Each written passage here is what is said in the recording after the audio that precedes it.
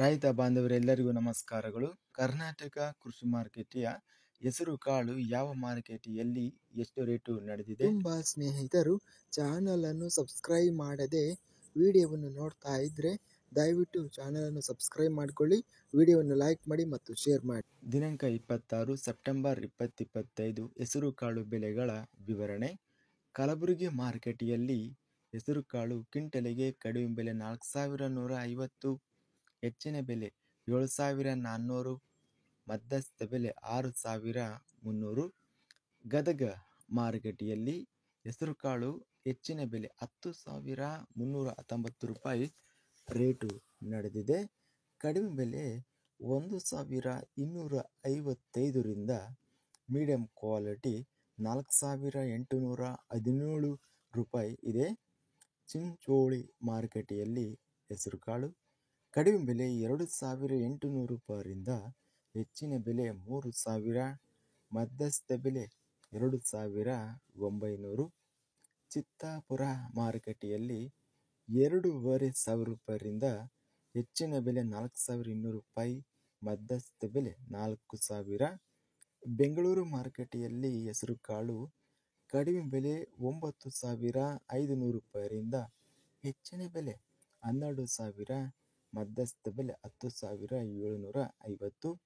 ಬಸವ ಕಲ್ಯಾಣ ಮಾರುಕಟ್ಟೆಯಲ್ಲಿ ಕಡಿಮೆ ಬೆಲೆ 3,300 ರೂಪಾಯಿರಿಂದ ಹೆಚ್ಚಿನ ಬೆಲೆ 4,900, ಮಧ್ಯಸ್ಥ ಬೆಲೆ 3,800.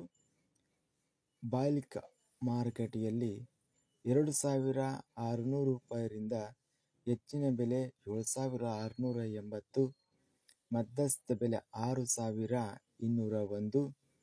ಬೀದರ್ ಮಾರುಕಟ್ಟೆಯಲ್ಲಿ ಜವಾರಿ ಹಾಗೂ ಸ್ಥಳೀಯ ಹೆಸರುಕಾಳು 2,509ರಿಂದ ಹೆಚ್ಚಿನ ಬೆಲೆ 8,669, ಮಧ್ಯಸ್ಥ ಬೆಲೆ 4,885.